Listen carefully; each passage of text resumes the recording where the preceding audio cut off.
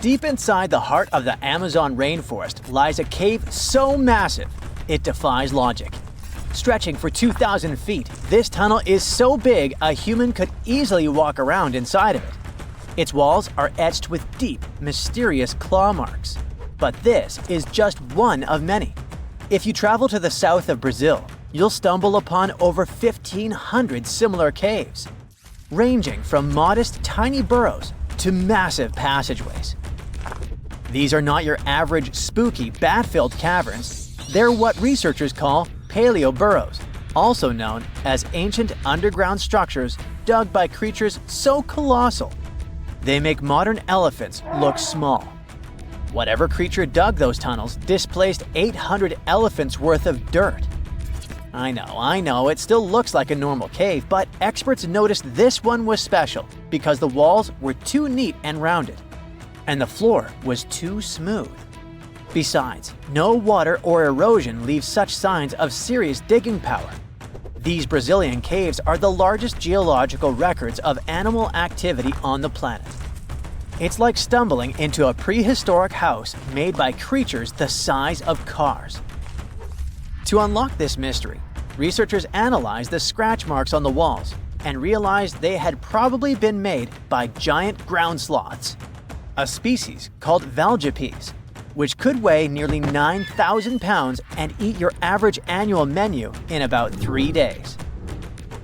Despite being huge, these animals were not earthbenders. They had to work in groups if they wanted to dig such long tunnels. This is why scientists believe many sloths shared the same tunnel and dug it together. Even some giant armadillos may have helped with the digging. After all, they were ridiculously skilled excavators and lived there too. Okay, but why would a giant sloth or armadillo need a 2,000-foot-long underground lair? Great question. And the truth is, scientists aren't totally sure. It doesn't make sense for them to dig tunnels this massive just to escape predators, especially since the tunnels were big enough for a saber-toothed tiger to crawl in, for example. So, unless they installed prehistoric security systems, this theory has holes. Haha, pun intended. The best bet is probably climate. Back then, everything was drier and colder, and some species of giant sloths were living their best lives back when Earth was transitioning between cold and warmer periods. Their big bodies usually protected these animals from temperature changes, but drastic fluctuations probably made them hide in order to survive. Besides, just like modern sloths, giant sloths probably had a hard time maintaining their body temperature, and going underground for a while is a great way to protect your babies and save some energy. After all, the bigger you are, the more energy you spend. Some scientists believe these tunnels might have had rotating tenants. One sloth moves in, digs a bit, leaves some scratch marks, moves out. And sometime later, another one crashes there and adds its own decor touches. A hostel for ancient megafauna. All evidence points to a more timeshare situation than a prehistoric private property. After all, these creatures weren't exactly social butterflies. Most sloths and armadillos usually keep things strictly one-on-one, just mom and baby. Yeah, dad sloth stuck around only for the good part. But you probably noticed one tiny detail here. These guys are not around anymore. They went extinct 11,000 years ago, right around the time humans started to get popular on Earth, when another ice age was ending. In fact, 80% of all mammals that were heavier than 2 pounds disappeared then. The first culprit is, of course, the usual suspect: humans. Around 10,000 years ago, a wave of skilled hunters using distinctive tools like spear points spread across North America. The theory goes that American animals weren't used to this new predator, making them easy targets. Once the big plant eaters started vanishing, the big meat eaters followed. They didn't have enough food to survive, and it wasn't just excessive hunting that caused some damage. Early humans may have also harmed ecosystems in ways that made survival harder for large species. But wait, there's another suspect: climate change. Around the same time, Earth's climate got a major shakeup. The climate was going from super cold to only slightly cold, Just so you know, Earth's temperature was about 46 degrees Fahrenheit, making seasons change and plants perish. And if plants are no longer around, big animals that eat them, like our friends giant sloths, have less nutrition, making them even more vulnerable. Many scientists now think that both human impact and climate change played a role, just in different ways depending on the region. In some places, humans may have tipped the balance. In others, nature itself did the job. Either way, it was a perfect storm that ended the age of giants. Turns out, being huge isn't always a plus. Giant animals tend to live longer and reproduce slowly, which makes them sitting ducks when disaster strikes. Besides, it takes a long time for these guys to bounce back. After dinos disappeared, for example, it took 15 million years for new mega mammals to stomp onto the scene. The last major extinction happened around 12,000 years ago. Not really enough time for brand new massive beasts to evolve. Today's biggest ground animals, like elephants, rhinos, and bison, aren't newcomers. They're actually the tough survivors of that ancient chaos. And, well, at least we still live alongside the blue whale, the biggest mammal ever. But why did some prehistoric animals get so gigantic in the first place? Well, being big has some perks, in spite of all the extinction thing. It keeps you safe from predators and helps you win the fight for food. If plant eaters bulked up, predators had to level up too, just to keep up.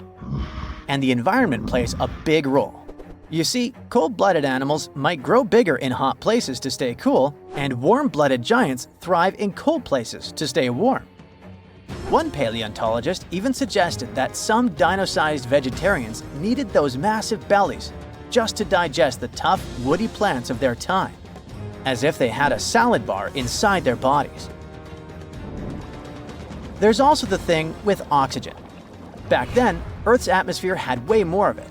That's a big deal, especially for creatures with less efficient breathing systems like insects.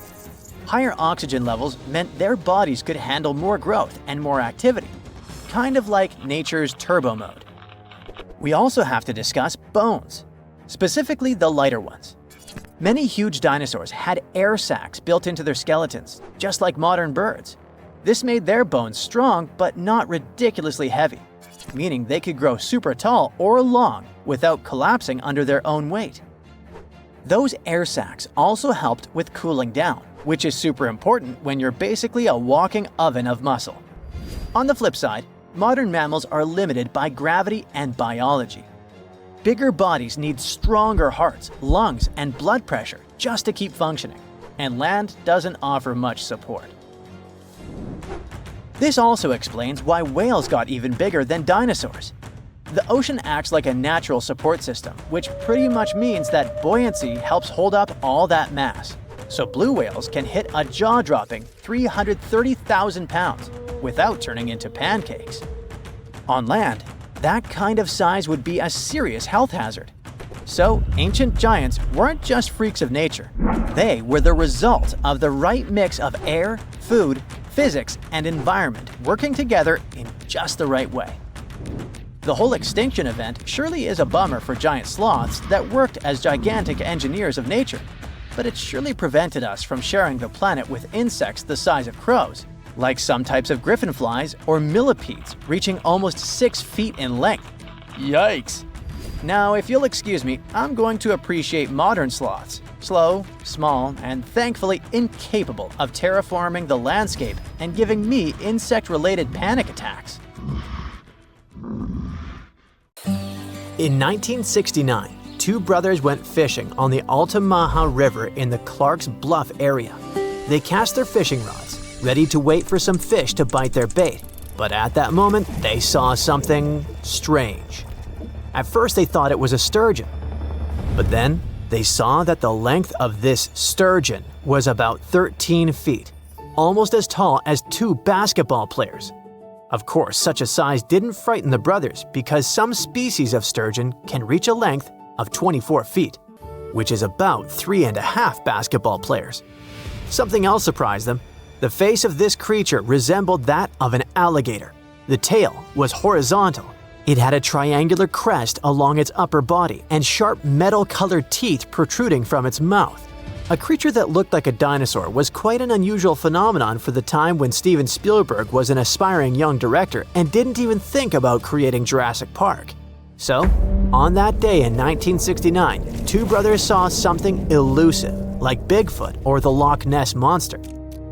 They saw a creature that had been the subject of stories for centuries, a creature that is being searched for even today. They met Altamaha. This is a famous and narrow circles monster that lives near the mouth of the Altamaha River in southeastern Georgia. People from the Lower Muskogee Creek tribe talked about it long before the British colonization. In ancient times, there were legends about a snake-like lizard that bellowed and hissed. So this monster has already been elusive for several centuries. But do you know what distinguishes Altamaha from Nessie, Chupacabra, and others? Yes, there are no bad quality photos or videos of Altamaha, but there's a huge amount of evidence from different periods. For the locals, Altamaha is so real that one artist created a detailed statue of this river beast. Of course, it's not accurate because it's based on eyewitness accounts. But you'll probably agree that it would be scary to see such a cute animal in the middle of the river while fishing. Almost all the stories are about a creature without hind limbs, but with front flippers, which swims like a dolphin, has a crocodile face, big eyes, and large, sharp teeth. It's gray or green with a whitish-yellow belly and a bony crest on its crown. And most interestingly, people have seen this creature in different sizes. Of course, when you see an unknown dinosaur-like thing, you can exaggerate its size or estimate it incorrectly, which explains the difference in statements. But there's also a probability that Georgia is home to a big family of Altamaha. One of the first people to see this creature and report it to a local newspaper was Captain Delano. On his schooner Eagle, he was sailing near St. Simon's Island, below the mouth of the Altamaha River, when he saw a creature about 70 feet long, which is almost twice the size of a school bus. Its body was like a barrel, and its head was like that of an alligator. It's possible that the captain greatly exaggerated the size of the monster because of the excitement, but several other people who were with him in the boat confirmed his words. From that moment on, reports of the river monster began to appear more often. Someone saw it flashing along the river. Others saw how it behaved defensively towards people. And some people reported that Altamaha was just basking in the sun. Just imagine its displeasure. Not only fishers met Altamaha. In the 20s of the last century, lumberjacks were crossing the river and saw a huge snake-like monster. In 1935, a group of hunters saw a creature they called a giant snake. In the 1940s, Boy Scouts encountered a similar creature. And in the 1950s, two employees from Reedsville State Prison saw it. For so many years, people have been meeting it, and no one has ever managed to catch the monster. Perhaps it's smarter than it looks and always very careful. Maybe people are afraid to touch it. Perhaps they consider it a national treasure and protect it. But one day, there was a case when Altamaha almost fell into a trap. In the summer of 1980, two men saw a monster wallowing on a muddy shore. It seemed like it was stuck and trying to get out. The witnesses said that the rough, dark-skinned creature had finally left the shore, dived into the water, and disappeared. Later that year, another man said he had seen something similar. A snake-like large creature with two brown humps protruding from the water. It dived into the water and churned the surface, like a boat while moving. Other witnesses catching crabs described Altamaha as the largest eel in the world. Okay, stop! Many saw it in the last century, but what about more recent news? Is the monster still alive? Oh yeah. In 2002, a man was pulling a boat upriver near the town of Brunswick when he noticed something large, 20 feet long and about 6.5 feet wide, breaking out of the water. In 2010, a photographer caught something strange on camera floating along a canal in the city of Darien. And these cases are just the ones we know about. Surely, many people have seen this thing but haven't talked about it in newspapers or on the internet. If you don't believe these stories, you can go to Darien, get on a boat, and ride along the river to see this monster with your own eyes. Yes, according to reports, this creature always tries to avoid people.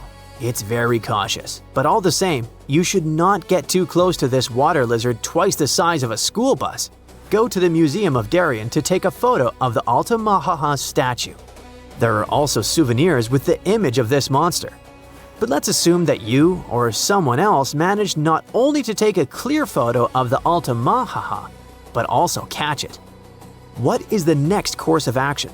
What are you going to tell the world, and how will the world react to it? What will happen to the poor animal, surrounded by millions of flashes from reporters' cameras? Will people make a show out of it or send it to a lab? Fortunately, in 2001, scientists already developed an action plan. This plan was drawn up by Scotland's nature agency, NatureScot, since they had concerns about the Loch Ness Monster. At some point, it became too popular and too many people tried to catch it, so the agency became concerned about saving the life of the famous creature. They showed the Nessie contingency plan that can also be used for any unknown animal that lives in water or on land. According to the plan, if the ancient lizard is captured, scientists should take its DNA sample and just release it back into the wild. Fair enough. The animal will receive the same legal protection as other local wildlife in Scotland. All attempts to catch it will be prohibited. But let's imagine that this is exactly what happens. Scientists receive a DNA sample of the Altamaha, the Loch Ness Monster, or other similar creatures. What could those be? Some ancient descendants of dinosaurs? For example, the plesiosaur looks like a distant relative of these monsters. It's huge and has a long neck and a toothy mouth. What if it managed to survive and reach the Altamaha River? Or it may be a completely new, unknown species that lives in deep freshwater. Some people who saw Altamaha said that it had produced a hissing sound. What if it's some kind of ancient python or anaconda that moved from land to water and grew fins? In any case, it should not be ruled out that it may be some kind of eel or sturgeon. One day, someone saw it, was impressed, and told other people about it with great exaggeration. Everyone believed it and started spreading the story. What do you think? This is Lolong, the largest crocodile ever found, stretching about 20 feet long. Now, imagine living in a world full of Lolongs, only with longer legs and the ability to run on land like a greyhound. It sounds like a nightmare monster, but she was real. Fossils of giant crocodile-like creatures were discovered back in the 1930s, and now scientists have found that these beasts once roamed and dominated lands far bigger than they imagined. We're talking about the cebicids. They're a family of prehistoric crocodiles that once ruled South America, especially in what is now Argentina, Brazil, and Bolivia. And scientists discovered that these ancient predators were huge. Some species may have grown up to 20 feet long. Now, to give you an idea of how big that is, well, that would be you, and that would be her. Yeah, good luck outrunning that. Oh, by the way, they wouldn't be slithering in the water. They'd be walking right beside you. And that's actually the biggest difference between them and their crocodile relatives. Most cebicid species lived entirely on land. They were like lions, powerful, moving on all fours, but with tough crocodile-like skin. That image alone is already terrifying. But it gets worse when you figure these guys were fierce predators and we could have easily ended up as part of their dinner. Everything about them was perfectly built for the chase. They had narrow, dinosaur-like skulls and long legs that helped them sprint after their prey. They especially liked sloths and rodents, but honestly, with those sharp saw-like teeth, well, anything that crossed their path didn't stand much of a chance. And if one of their victims tried to fight back, well, that would have been a big mistake. Most of these crocodile ancestor species had tough, bony plates under their skin that worked like natural armor. They were seriously tough, but don't worry, you don't have to fear them. Luckily, for us at least, these beasts aren't roaming the earth anymore.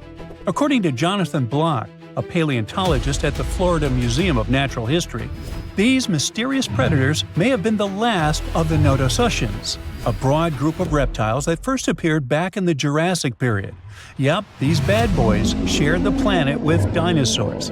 That is, until the asteroid hit the Earth about 66 million years ago. Dinosaurs went kaput, and mammals took over.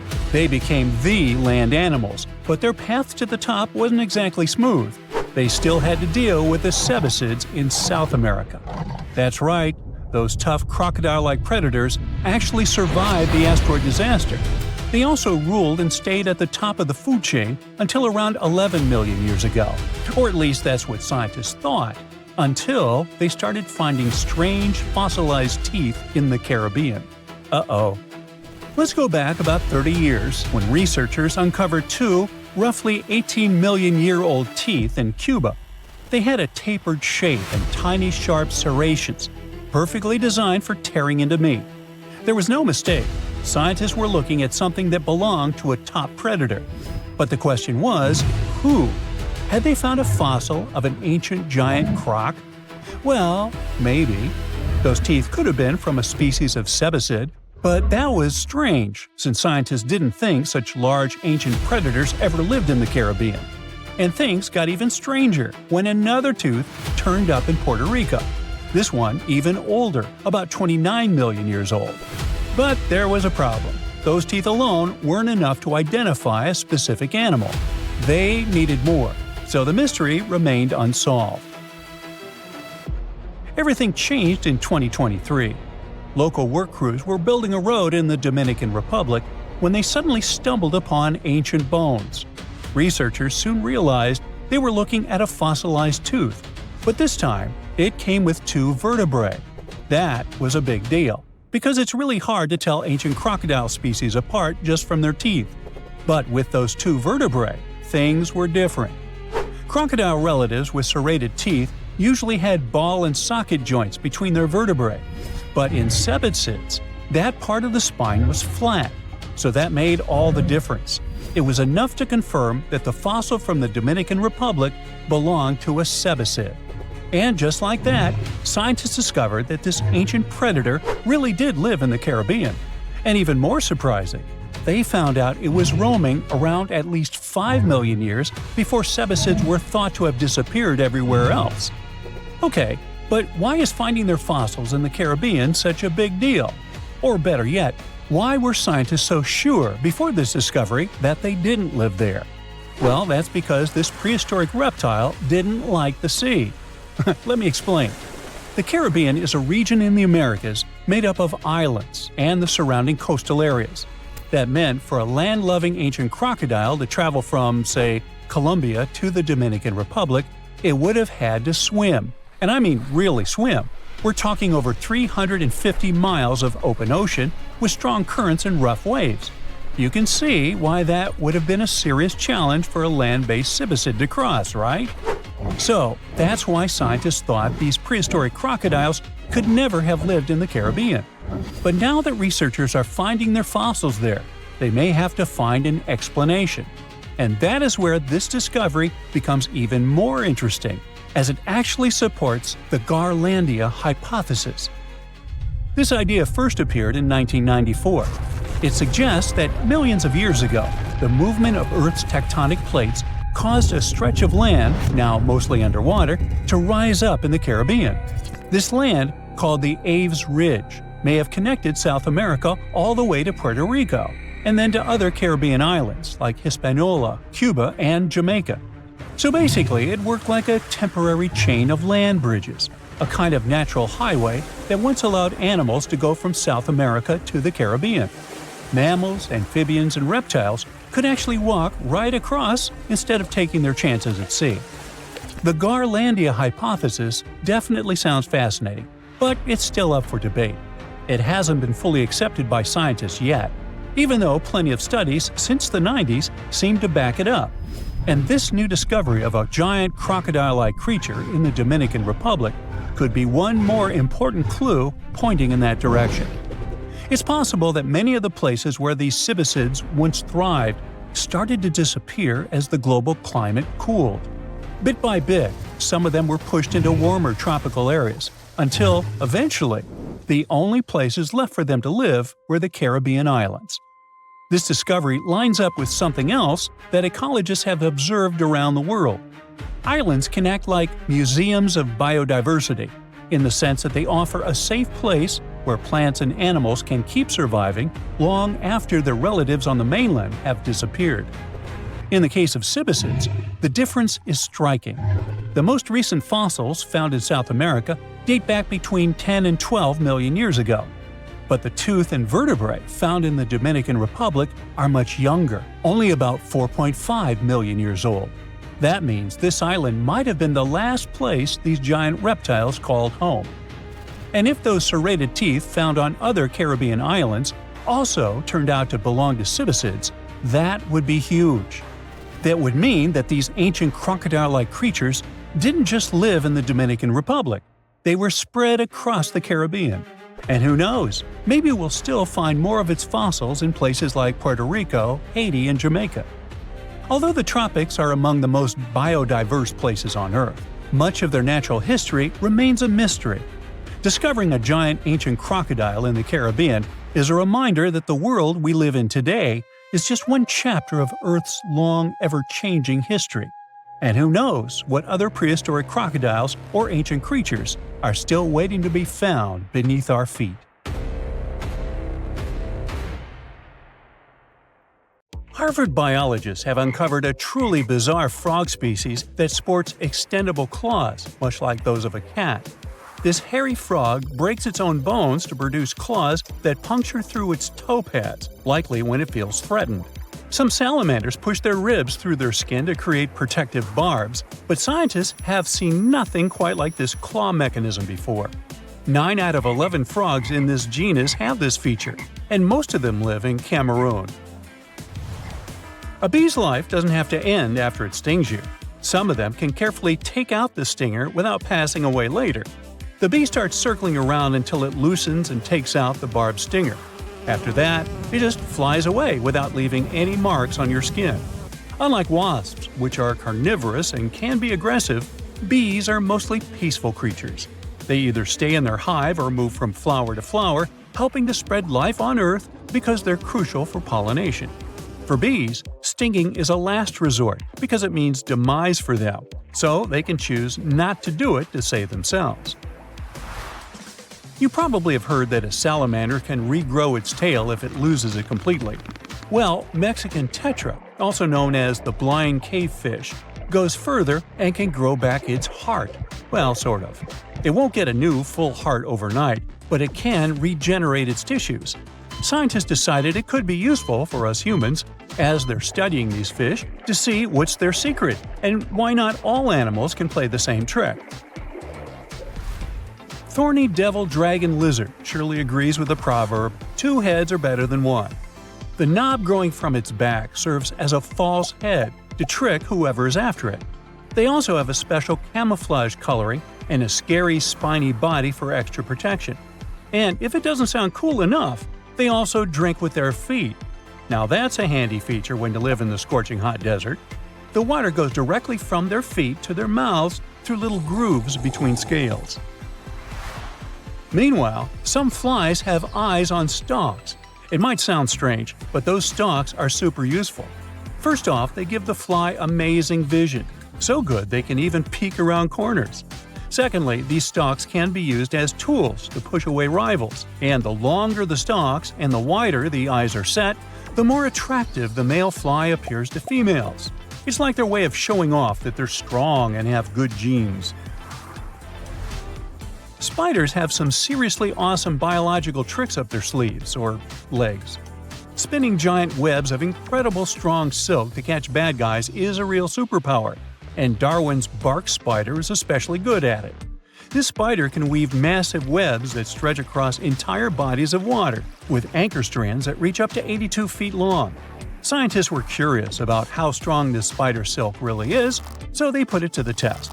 They discovered that Darwin's bark spider silk is twice as tough as any other silk and 10 times stronger than Kevlar, which is an ideal body armor material.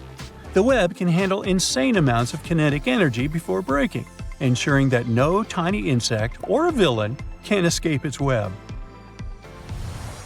The real Hulk of the animal world is the male horned dung beetle. It is the strongest animal in the world. This little powerhouse can pull 1,140 times its own body weight. Its secret to success is its desire to find a partner. Female dung beetles dig cozy tunnels under piles of dung for mating. When more than one male shows up, the competitors lock horns and wrestle each other out of the tunnel. Smaller beetles also have a chance, though, as they can move faster and slip into the tunnel more easily. Meanwhile, an alpine ibex has the superpower of defying gravity. Yep, it can scale steep rock walls just to get a lick of salt to complement its vegetarian diet. It's like when you storm the nearest grocery store for some late-night snacks. Back in the animal world, ibexes use concrete as an unconventional salt lick. Animals can't live without salt. They need it for their nerves and muscles to function properly. Wild goats have these rock-climbing skills thanks to the elastic and rubbery pads on their hooves. They help them grip the rocks, and a hard, sharper outer hoof edge hooks into the tiny rough spots on the rock surface. Now, the pistol shrimp is just 1.5 inches long, but it can snap its claws at a speed of 60 miles per hour. That creates a bubble in the water that forms a vacuum, and it sends a powerful water pulse that can stun prey. The snap is so intense that it generates a noise of 218 decibels, louder than a gunshot, and a temperature that is as hot as the sun's surface. There's even a brief flash of light. Some scientists are thinking of creating a mechanical version of the pistol shrimp to use in medical practice or for a new type of compression engine. Now, if you go hiking in the trails of the Pacific Northwest, keep an eye on the ground and any decaying trees for some bright yellow spots moving along. These are the keels of a dark centipede about 2 inches long. If you pick one up, it will curl into a spiral and release hydrogen cyanide, giving off a strong almond scent. This amount isn't enough to seriously mess up a human. It can just stain your skin or give you an uncomfortable feel if you're sensitive. So be sure to wash your hands after handling one. But the same amount can take down a bird or a rodent. Speaking of birds, crows can count vocally up to 4. They're a lot like human toddlers when it comes to learning to count and quickly identify the number of objects they see. Scientists trained 3 carrion crows to make a certain number of caws between 1 and 4 when they showed them a specific symbol or audio cue. All 3 birds mastered the task like pros, with some minor mistakes like 1 caw too many or too few. Crows can also plan ahead and communicate with each other in a structured way. Cowbirds, on the other hand, have secret passwords they use to recognize each other. They're a type of parasite bird, something like a cuckoo, and they lay their eggs in other bird species' nests. This means the little cowbirds can't learn their real parents' calls and would have trouble as adults to find a mate of their kind. That's why they have an inner mechanism where they recognize their species singing like some sort of secret password that only they know. Meanwhile, ghost crabs growl when they're around creatures they don't like or find threatening. They first show claws to intruders in their personal space to make them feel unwelcome. If that's not enough, they'll go for fearsome growling noises, like dogs. That sound is coming from rubbing their 3 elongated, hard teeth inside their stomach. Teeth in your stomach. Ghost crabs make the same noise when they're grinding up food. When a puffin feels like it could use a good scratch, nothing can stop it from solving the problem. Researchers noticed these birds pick up a small wooden stick to itch themselves.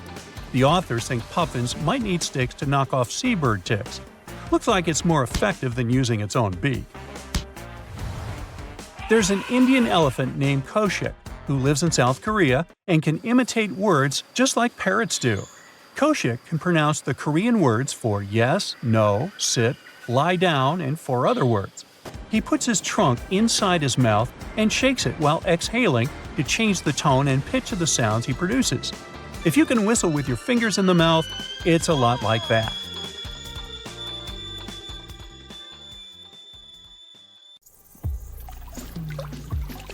Now, of course you know that the Amazon River is famous for its piranhas, bull sharks, and other creatures you don't want to meet.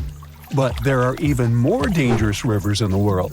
The deepest of them, the Congo, goes so far down in some sections that even light can't reach there. It's the only major river that crosses the equator twice and carries enough water to fill more than 13 Olympic-sized swimming pools into the Atlantic Ocean every second. Wow! Even the most experienced boaters have trouble passing through all of the river's strong currents, rapids in its upper part, and waterfalls and gorges in the lower section. The Congo currents are so fast and powerful that they even divide animals like mountains and oceans do. There are new species of fish evolving separately on the two banks as they can't reach the other side and breed with each other. One of the most dangerous types of fish living here is the Goliath tigerfish. These monsters, that grow up to 5 feet and travel at the speed of 25 miles per hour, are relatives of piranhas. Their mouths are full of vicious, razor-sharp teeth. Their females lay hundreds of thousands of eggs, and the offspring are predators from birth. You have a good reason to fear the Goliath tigerfish, as they're the only freshwater fish in Africa that have attacked crocodiles and even humans. Okay, not swimming there. There are dense jungles and more hungry wildlife, including snakes and some aggressive hippos, all along the river. Still, it's used as a water highway in Central Africa, so barges traveling on it for weeks are often crowded with up to 2,000 people and capsize every now and then. And if you believe the local folklore, there's one more thing to be afraid of: the one who stops the flow of the rivers, a dinosaur-like beast that is said to live in the Congo River basin. There have been over 100 sightings over the last century, but no one can provide solid evidence the beast is real. At the turn of the 21st century, there was a series of terrible, mysterious stories on the Kali River in Asia. Something described as a mud-colored water pig would drag swimmers underwater in front of terrified eyewitnesses. British biologist Jeremy Wade stepped up to crack the case. He noticed that all the scary incidents were happening in one specific spot, stretching about 4 miles. Villagers told him this creature was growing big and bad from all the food it got. Wade examined the water with a depth sounder and thought it could have been a whirlpool. Then the monster dragged a domestic water buffalo into the water. The buffaloes are big and heavy, so the creature that attacked it would have to be super strong. Saltwater crocodiles don't go so far inland, and the most common local species of crocodiles don't live in cold waters. There were no bull sharks in the area either. Finally, Wade spotted several goonch catfish underwater. Some of them were human-sized. They couldn't capture these monsters with a regular fishing rod, but a special ceremonial construction did the job. The largest fish was 6 feet 7 inches long and 3 times the weight of an average gaunch. It was large enough to take down a human or a large animal, but Wade mentioned there could be even bigger ones living in the Kali River. The Orinoco River in South America is dangerous to navigate because of some crazy curves and strong underwater currents. It's easy to get lost here, even if you have your GPS on. There are sudden waterfalls all along, and you must be prepared to handle those to survive. The river is the only home to a rare Orinoco crocodile and has some pretty scary-looking vampire fish swimming around. This payara fish has sharp, spiky daggers that line their gums and 2 elongated fangs that rise from their lower jaws. Could probably use an orthodontist and some braces, you think? It's a ferocious hunter constantly looking for the next victim, which is going to be a medium or large-sized fish. If a human catches a payara, it will defend itself, leaving cuts, nips, and bites, but there are no known cases of this cutie taking a human life. Well, that's good. The Yellow River in China received its name after its color, but it wasn't always this yellow. It was first formed at least 30 million years ago and shifted its course over 30 times over the centuries. Yellow sediments moving downstream from a plateau in the distance transformed it from clear to muddy. This fine-grained substance piled up at the bottom of the river and formed natural dams. The huge amounts of water that the river carries need to find their way to the sea, and that's when major floods happened, taking several million lives in various epochs. The locals tried to solve the problem by building higher and higher levees, but it only made things worse. Water coming out of the river would now have nowhere to back up, as the riverbed was higher than the surrounding land. This even shifted the river's mouth. Now there are massive dams and dikes all along the river to try to contain it. The Paraná River is the second longest in Latin America and has many tributaries. They flow in from the highlands near the Andes, and there's a huge drainage in the wet season. This makes the river a perfect home for, guess what, piranhas. There are 30 to 60 species of these scary fish in the Paraná waters. In late 2013, they attacked bathers cooling off by the water on a hot day. People started running out of the river as they felt something was biting them in the water. Luckily, no one lost their lives in the accident, but it's still considered one of the most audacious piranha attacks ever recorded. Biologists later determined that the type of piranhas, called palomates, was to blame for this, and humans had probably disturbed their breeding grounds. Well, the piranha also has a strong current that is tricky for boats and swimmers to overcome. Plus, it often floods, which can be dangerous for people living in the surrounding areas. The longest river in the world, the Nile, flows through 11 countries all the way into the Mediterranean Sea. Expeditions have spent centuries looking for its source, and no one still knows for sure where this mighty river begins. Adding to the mystery, the Nile takes an unexpected turn right in the middle of the Sahara. Scientists have figured out the reason is a massive underground rock formation from millions of years ago. The Nile has served as the most important water highway for civilizations through centuries, but it has some pretty dangerous inhabitants, like crocodiles that grow to be 20 feet long, which is slightly more than the height of an average giraffe. These bad guys can reach a speed of 30 miles per hour on land and take the lives of a couple hundred people every year.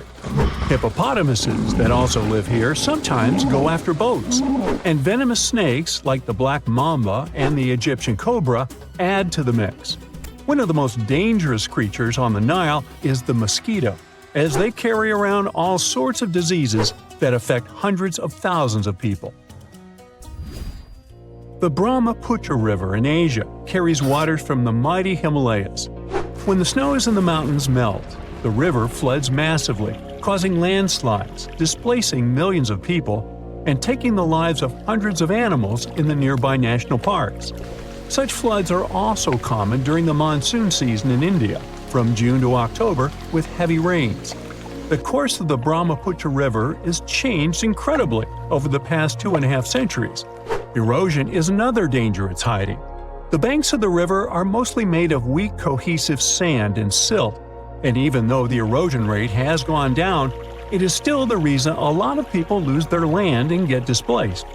The Brahmaputra is one of the few rivers in the world that has a tidal bore.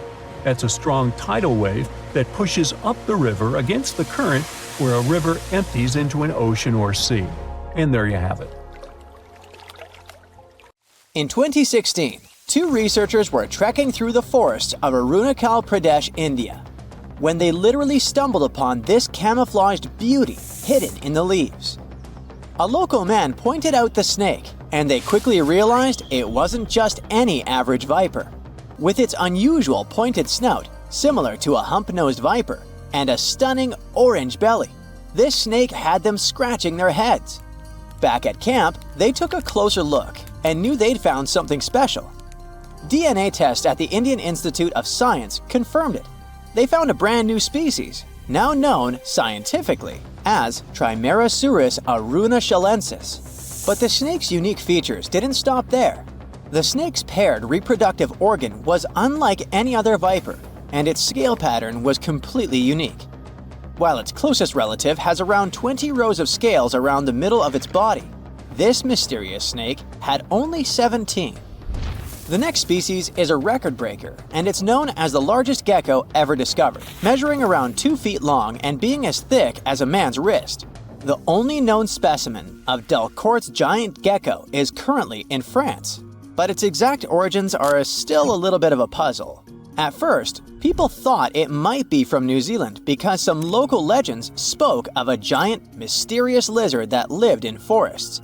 Even though it was a pretty fascinating theory, Some recent DNA studies suggest that this nocturnal species is probably from New Caledonia. But as of now, no one can confirm it 100%. In general, sleeper sharks are big, slow-moving creatures that mostly hang out in deep, cold ocean waters. They usually have bulky bodies and a broad, flat head, which helps them blend into the dark sea.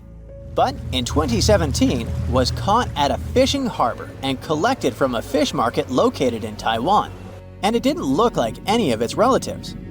First off, this 4.4-foot shark had smaller eyes and a tiny second dorsal fin compared to its cousins. It also had more rows of teeth in its upper jaw and fewer in the lower jaw. But the biggest surprise was that it was a pregnant female, carrying 33 embryos.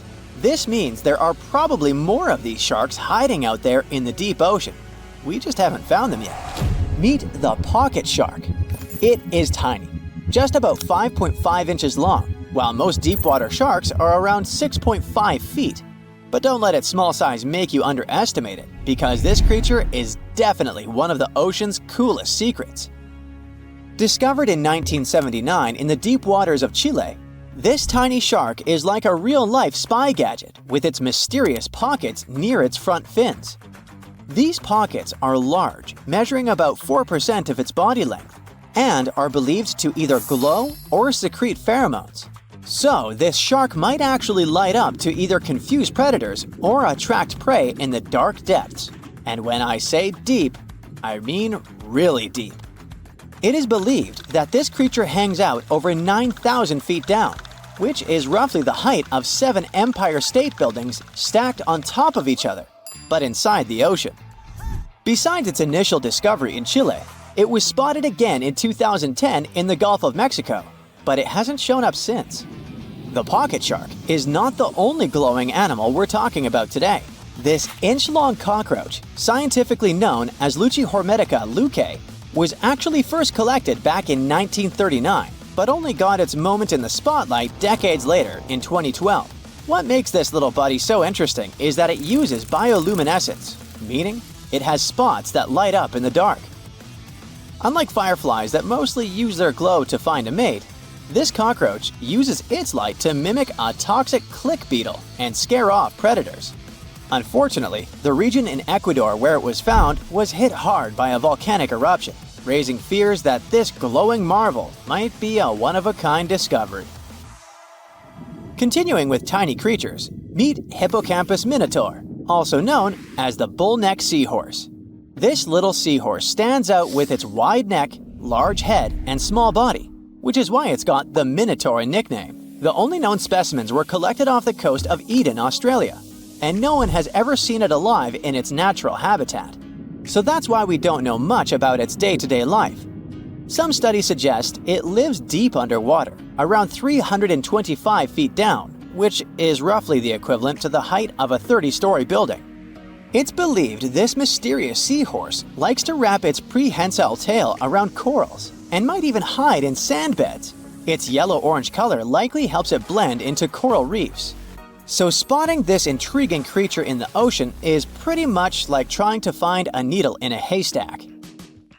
Next on our list is the Nariño cat. In 1989, a single specimen of this mysterious spotted feline was discovered in Galeras volcano in southern Colombia. This little guy had a short tail with 7 black rings and a black tip, and its fur was absolutely unique, being more reddish than that of its relatives. Understanding that it wasn't an ordinary animal, researchers decided to visit a bunch of museums all over Latin America to find similar felines, but they came up pretty empty-handed. Then, DNA analysis confirmed that it was unlike any other known cat, having split from its closest relatives around 1.9 million years ago. The Bogota sun angel is a hummingbird with a stunning purple color and black flight feathers, plus a bright green chin and crown. For years, we only knew of one specimen that was bought in Bogota, Colombia back in 1909, and that was pretty much it. Nobody knew much more about this beautiful and mysterious bird. But that changed in 2017, when a study decided to analyze its DNA once again.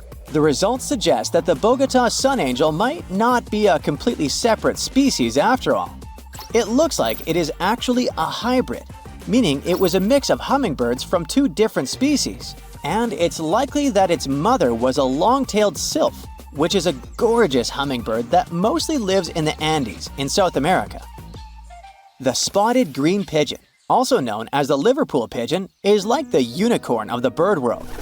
It was first described in 1783 by an English physician named John Latham, who saw it once and that's it.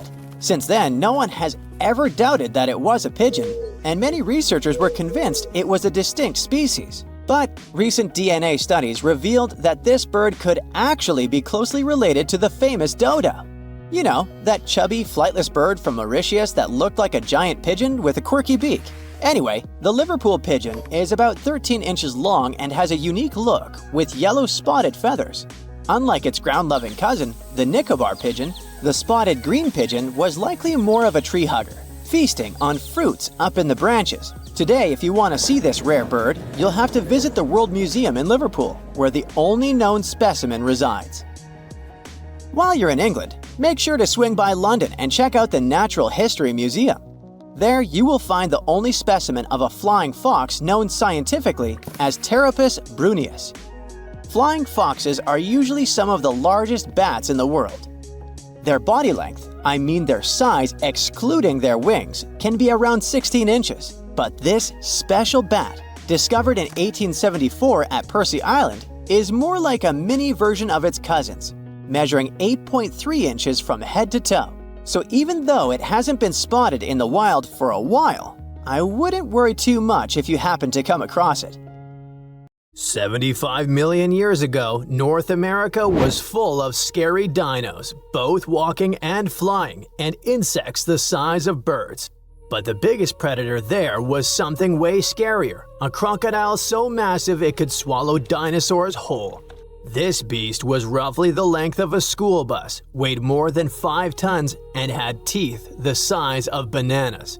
Its name was Deinosuchus, which literally means terrible crocodile. And trust me, it lived up to that name. Scientists have found its fossils all across North America, from Mexico to Texas to New Jersey and Montana. It means this monster could live pretty much anywhere it wanted. It wasn't picky. It roamed rivers, swamps, and even coastlines. And when it was hungry, anything that moved was fair game. Fossilized dinosaur bones show massive bite marks matching its jaw pattern. So yes, it actually took down dinosaurs. What's even crazier is its bite force. Based on skull reconstructions, scientists estimate it could crush bones with more power than T-Rex. So if a T-Rex ever got close to the water, it might have ended up as lunch. But Deinosuchus wasn't just a bigger and meaner version of today's crocodiles. It was more closely related to alligators. Recent studies show that it actually belonged to an ancient branch of crocodilians that split off before the ancestors of modern alligators and crocodiles. It was like that weird cousin in your family tree who doesn't quite fit in, but somehow looks like everyone. It had traits from both groups, like salt glands that helped it survive in both freshwater and saltwater. That's rare because most crocs today can't handle salty environments for long. This feature might have been its secret superpower. Around that time, North America was divided by a massive inland sea called the Western Interior Seaway. It stretched from the Arctic Ocean down to the Gulf of Mexico. Deinosuchus could travel across it, sneaking along the coasts and striking anywhere there was food. Still, scientists argue about its favorite hangout spot. Some say it mostly lived in rivers and swamps, and the fossils found near the coast just happened to be preserved better there. Others think it really did patrol the ancient shoreline, waiting for dinosaurs that wandered too close. Either way, this reptile ruled its world, and the climate of its time helped it thrive. The late Cretaceous was a warm, humid idyll filled with wetlands, forests, and endless food sources. Giant turtles, fish the size of cars, and whole herds of herbivorous dinosaurs gave Deinosuchus an all-you-can-eat buffet. As long as the ecosystem stayed stable, it could keep getting bigger and bigger, And it did. Throughout Earth's history, huge crocodiles have evolved again and again. It's like nature's favorite blueprint for apex predator. Even today, Nile crocs and saltwater crocs are living proof that this ancient design still works perfectly. Some scientists even joke that crocodiles are basically dinosaurs that decided to chill and wait it out. They survived mass extinctions while most other big reptiles vanished. Deinosuchus wasn't so lucky and went extinct around 73 million years ago, most likely because the environment changed and its food sources dwindled. But the ocean is still full of mysteries. Maybe some gigantic croc-like beasts are still lurking out there. And while we're guessing, let's look at some other prehistoric creatures that make scientists rewrite what they thought we knew about life on Earth. First up, we have the Dragon of Death. Don't even make me pronounce its full name, Thanatos draconamaru. Scientists found its bones in western Argentina, in formation layers called the Plautier Formation, from about 86 million years ago, the late Cretaceous. This creature wasn't just big, it was gigantic for a flying reptile. Judging by some of its bones, it has a wingspan somewhere between 23 and 30 feet. That's like a small plane wing outstretched. It's officially one of the largest pterosaurs ever discovered in South America. Its fossils are pretty well preserved, including parts that are usually squishy and fragile in flying reptiles like vertebrae and limb bones. This gives scientists clues not just about how it moved, but about what ecosystems were like back then. Looks like it enjoyed marshy floodplains, big open skies, and plenty of prey below. Our dragon likely used its size to its advantage, either going after small dinosaurs or scavenging. The fact that this massive creature managed to evolve wings capable of flight is just crazy. Next, we've got a creature that looks like a mix of a dino and a skunk to me, Stegosaurus elengasin. Scientists found fossils of this cool guy in southern Chile, among rocks deposited about 75 million years ago. The thing that hits you first, let's hope, not literally, is its tail. Instead of the usual spikes or clubs you get in other armored dinos like ankylosaurs, Stegosaurus had a flat blade-like tail made from fused bones. It looked almost like a weird paddle or frond. Scientists compare it to Aztec ammunition because of that blade structure across the tail's rear half. It wasn't huge, only about 6.5 feet long, but what it lacked in size it made up for in weirdness and cleverness. Its body had armor plates, protective skin scutes, and a skull structure showing features of different dinos. So it was kind of a hybrid in style, which got paleontologists rewriting some of the family trees of armored dinosaurs. Also, the fossil is unusually complete, about 80%, which is rare because armor bones are often damaged or missing. This is super useful for science because it shows us how armor evolved, especially in southern continents.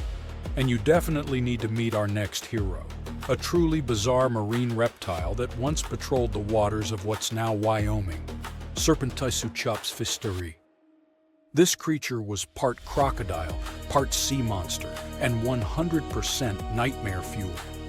Scientists first found its fossils over 25 years ago, but they only recently managed to piece together enough of its remains to truly understand it.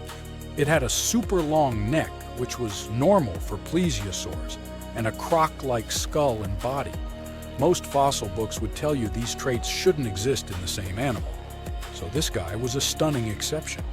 Paleontologists have found its lower jaw, a large portion of its skull, neck vertebrae, tail, and ribs.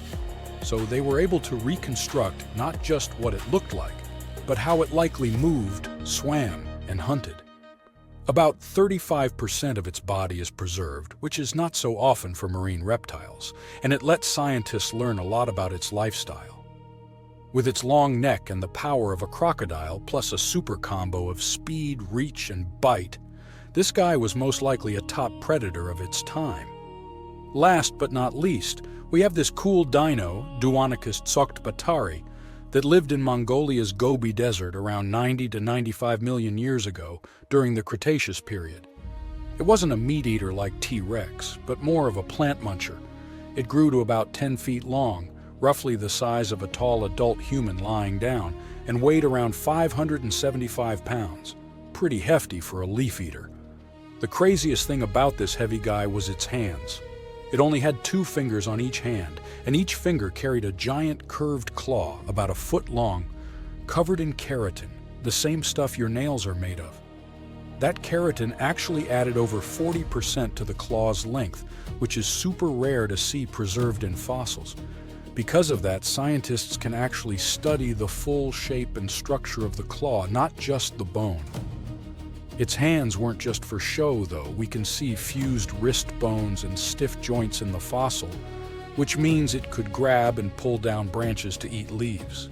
So, having fewer fingers could actually be a bonus if your goal is to reach and rip down vegetation. It's a really cool example of how dinosaurs adapted in weird and specific ways to survive. A pre-Christmas miracle happened near the mouth of South Africa's Chilumna River on December 22, 1938. Marjorie Courtney Latimer, the curator of East London Museum, was on her routine visit to the docks. She was checking if there were any unusual catches from local fishermen. Suddenly, she spotted a strange fin sticking out of a pile of discarded fish. Intrigued, she cleaned off the slime to reveal an incredible discovery. A pale blue fish with silvery flecks, thin scales, and 4 fins that looked almost like limbs. And it was huge too, 5 feet long, weighing about 127 pounds. Marjorie actually specialized in birds, but she had always been fascinated by the natural world, including the ocean. She didn't know what the fish was, but she had a feeling that it was something special. So she had the fish loaded into a taxi and taken to her museum. She then went through lots of reference books, but no matter how hard Marjorie tried, she couldn't identify the species. She decided to show it to the chairman of the museum's board, but he just dismissed it as a common rock cod. Marjorie didn't listen to him.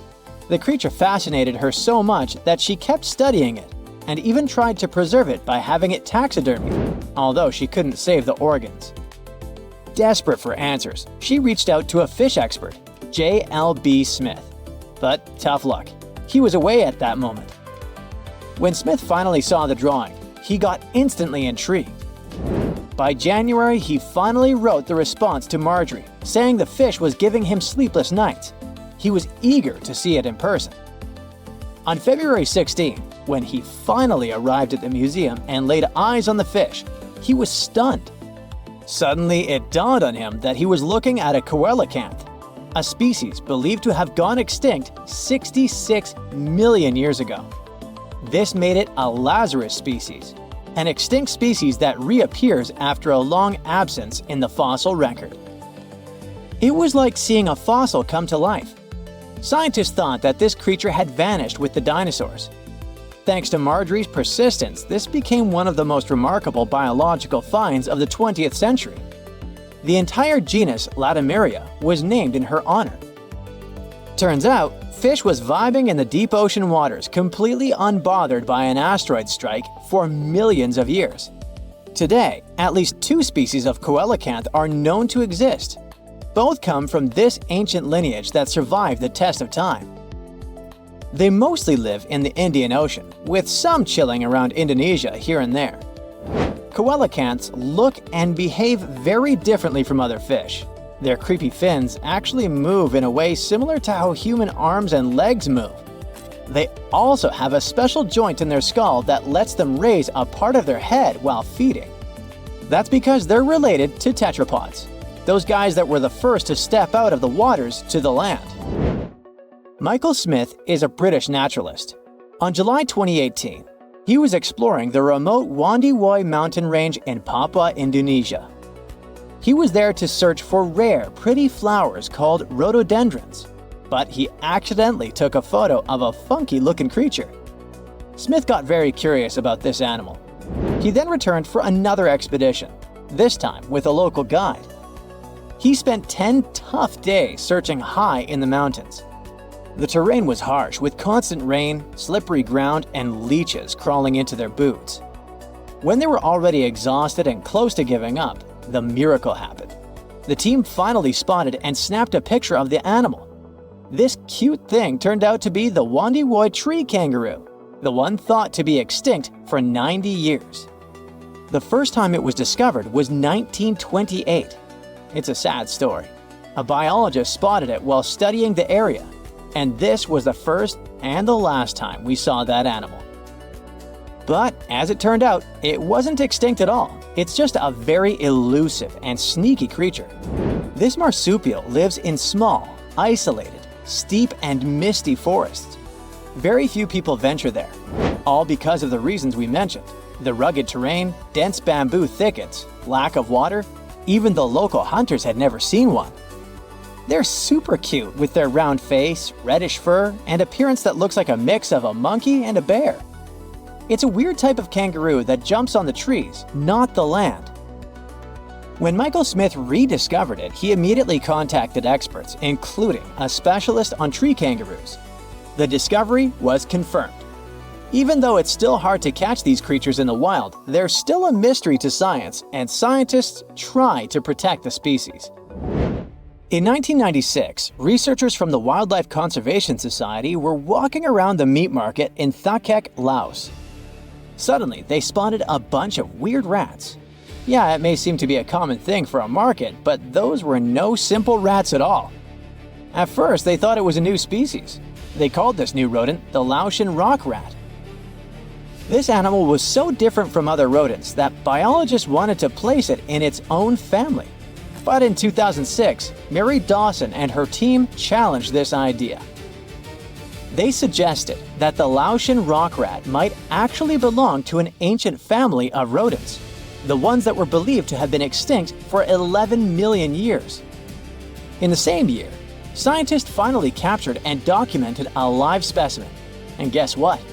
Those were indeed those ancient rats. They didn't go extinct. They just preferred to avoid the spotlight and decided to go vibe in the limestone karsts of Laos and a small part of Vietnam. Turns out, the locals were even familiar with the rodent, regularly trapping it for food. Right, that must be the true reason for their hermit lifestyle. Now, these guys are a huge interest for scientists and are being studied carefully. In 2019, some scientists went on a joint expedition on Fernandina Island in the Galapagos archipelago. During the expedition, the team started noticing weird things: tracks, scat, and claw marks on trees. By following them, they suddenly discovered the culprit: a mysterious turtle that was sitting on a high elevation on the volcanic island. It was a lone female tortoise. They nicknamed her Fernanda. That's because they recognized her as a Fernandina giant tortoise, a species that was thought to have been extinct for 112 years. The last time we've ever seen this species was in 1906, when scientists found a male tortoise and sent it to the California Academy of Sciences.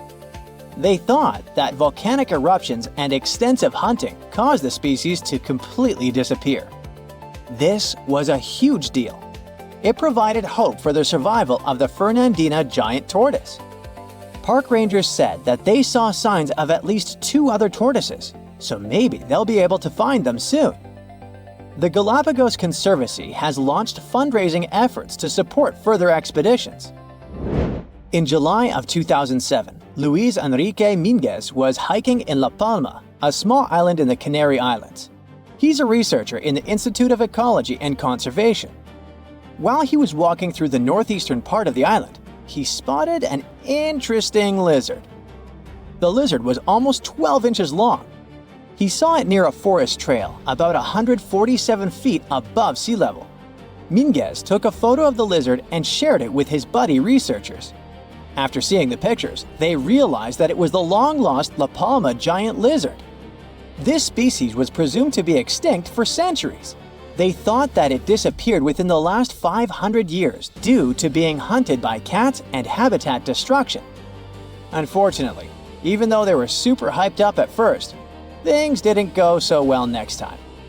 They did some follow-up expeditions in October of 2007, and then some more, but they couldn't spot the lizard anywhere again since then. the lizard probably lived in very high and dry spots of the island. Researchers hope to discover at least some of the lizards in the future and help them thrive once again.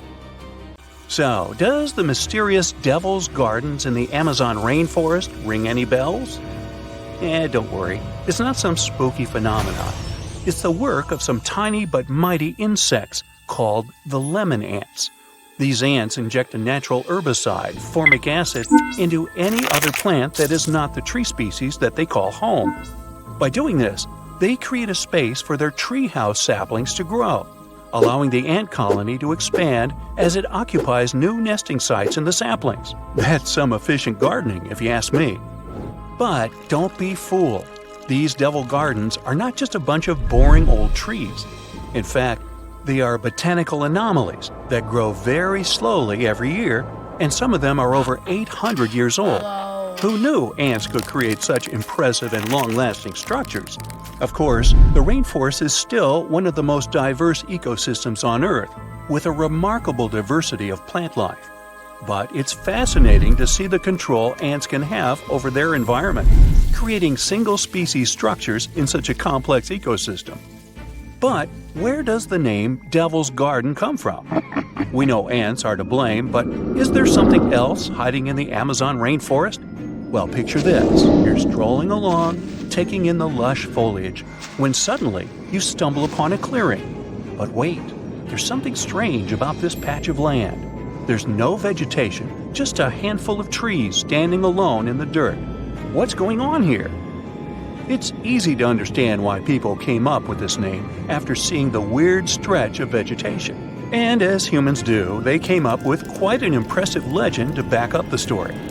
It was said that the inhabitant of this eerie oasis was a shape-shifting evil spirit, like me. Just kidding. This little guy may have looked like a misshapen person walking on one hoof and one human foot. But don't be fooled. He supposedly had a whole bag of tricks up his sleeve, including the ability to transform into someone you know and lead you down the path to doom. Hey, it's just a myth, but you have to admit it was quite convincing, right? Clever landscaping ants aside, there are a lot of unsolved mysteries hidden in the Amazon rainforest, like its unusual geoglyphs, for example. Humans have been getting creative with the Earth's surface for ages. Geoglyphs are just one of the many ways we've left our mark on this planet. Basically, we take some sand or stones, move them around a bit, and voila! We've got ourselves a funky design that pops against the backdrop of the ground. A new study found that the area was home to up to 1 million people before Columbus first arrived in the New World back in 1492. That's a lot of people, and they left behind some pretty cool stuff. The Amazon rainforest is already amazing, with 1 in 10 known species in the world living there, and 1 in 5 of Earth's birds. But did you know that over the past few decades, archaeologists have discovered evidence of numerous large complex societies that may have inhabited Amazonia? It turns out that the Amazon rainforest was not just a pristine wilderness, but a hub of human activity as well. These South American geoglyphs are particularly interesting. They're these huge structures that combine square, circular, and hexagonal shapes. Archaeologists have found very few remains of habitation inside the enclosures, which suggests they were not settlements. Instead, the most likely explanation is that they were used for ceremonial gatherings. The exact function of these structures is still a mystery, though. To find out how widespread human settlements were in the Amazon, scientists focus on the basin of the upper reaches of the Tapias River, a major tributary of the Amazon. Using satellite images, they discovered 81 new archaeological sites in the upper Tapias Basin, with a total of 104 earthworks. That means there is no gap in the network of earthworks spanning across Amazonia's southern rim. When researchers conducted ground surveys of 24 of these sites, they found evidence that the sites they visited were once inhabited. These sites dated from 1250 to 1500 CE and range from about 100 to 1300 feet wide. The largest were typically hexagonal fortified settlements, suggesting a certain degree of planning and uniformity in their construction. Based on the size and distributions of the earthworks, The researchers suggested that similar settlements may have extended over about 154,000 square miles of the southern rim of the Amazon, supporting a population of between 500,000 and 1 million people in late pre-Columbian times. Of course, the new study doesn't mean the Amazon rainforest was ever a teeming megalopolis. It's still mostly uncharted, so we have no idea how pre-Columbian populations were distributed across Amazonia. But it's exciting to learn about these ancient societies and the cool things they left behind. The scientists plan to do more excavations in the Upper Tapios Basin to refine their understanding of the cultural developments there. Who knows what they'll find next? Maybe a lost city full of treasure and adventure. Also hidden in the vast habitat of the Amazon is this next quirky creature. Ever heard of the Amazon pink river dolphins? Unfortunately, there is still so much we don't know about them. First things first though, let's talk about what they look like. So picture this, a small, light-colored dolphin with a pink nose and lips. They're the Barbie of dolphins. Aside from that, they look like regular dolphins with plump bodies, bulbous foreheads, skinny snouts, chubby cheeks, and small eyes. They can be found in countries like Bolivia, Brazil, Colombia, and Peru. They're also the only species of river dolphin found in the Amazon River. Unfortunately, these little guys are officially critically endangered species, so there are not many specimens available that scientists can study. No other name is more famous when it comes to exploring the Amazon rainforest than that of Percy Fawcett. He dedicated his life to exploring the area in search of a lost city, and not just any city, but an ancient, mysterious city that he called Z. Sounds like something straight out of an Indiana Jones movie, right?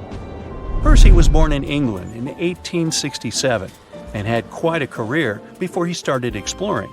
But he didn't let his profession hold him back from following his dreams of exploring South America.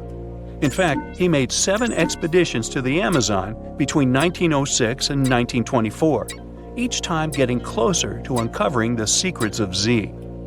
Now, let me tell you a little bit about how large the Amazon rainforest is. How big is it? I asked myself. It's so big that you could fit the whole of the UK and Ireland into it a whopping 17 times. That's a lot of trees and animals to navigate through. But Percy was up for the challenge. Despite his best efforts, Percy never found the lost city of Z, and sadly, he disappeared during his final expedition in 1925. But his legacy lived on through the years, inspiring many to become archaeologists and explorers themselves. In fact, a book called The Lost City of Z was written about Percy's adventures and was even made into a movie. It's not all hidden mysteries and wild nature out there. There are around 1 million indigenous folks living their best lives in the Amazon rainforest. That's right, they hunt, fish, farm, and even have access to Western medicine and education. But here's the kicker. Not all of these folks are keen on socializing with outsiders, and can you blame them? For years, loggers, miners, and ranchers have been, shall we say, behaving badly toward these communities. It's no wonder that some tribes have chosen to stay isolated and protect themselves from the dangers of the outside world. In fact, in 2018, Brazilian authorities were able to snap a photo of a man dubbed the Indigenous Man in the Hole. He's the last remaining member of his tribe. But don't feel too bad for him. He's doing just fine on his own and has made it pretty clear that he's not interested in outside visitors. The authorities still leave him some seeds and tools though, so it's not all bad news. There's a monster hiding in the remote forests, swamps, and rivers of the Congo Basin in Central Africa. It has a long neck, looks like a dinosaur, and is the size of an elephant, or maybe a hippo at least. That's what people who claim to have seen it say. It should have gone extinct millions of years ago, but this Congo's version of the Loch Ness Monster somehow survived. This creature is the Mokele Mbembe, which means one who stops the flow of rivers, and more folks are saying they've seen it lately. European explorers first heard the stories of this creature from the people living near the Congo River in the early 1900s. A German captain even included a description of the monster in his official report from his expedition. The locals told him the animal was of a brownish-gray color with smooth skin, a very flexible neck, and only one long tooth that could be a horn. Some of them mentioned a long, muscular tail, like that of an alligator. They also said that the creature lived in the caves, but climbed the shores even in the daytime to find some plants to eat. Locals also believed its favorite snack was a kind of liana with large white blossoms. Some of them even showed the German captain some fresh path the monster left leading next to those plants. And they warned him that Mokele Mbembe definitely didn't like humans and took down any canoe that would sail nearby. Dinosaurs were a real hit in pop culture in the 1910s, and several newspapers in Europe and North America wrote about the dino-like monster from Africa back then. In the later years, several expeditions traveled to the Congo Basin to search for Mokele Mbembe or interview claimed witnesses. They did not find any direct physical evidence, but collected many stories. One zoologist in the 1980s said he took a film of Mokele Mbembe, but the footage did not develop properly. Stories and movies like Jurassic Park have kept the dream alive that dinosaurs might still be hiding somewhere in deep forests. At some point, people stopped reporting sightings of the creature as often, so it almost became a forgotten legend. But it all changed recently, as many people claim to have witnessed the mythical monster with their own eyes. Cryptozoologists, those fans of mysterious creatures, believe it could be a dinosaur that, for some reason, didn't go extinct, related to a brachiosaurus or a diplodocus. This idea comes from how people describe seeing the creature, with a super long neck, a huge body, and a tiny head. They think it might have stayed hidden in the deep forests of Africa all this time.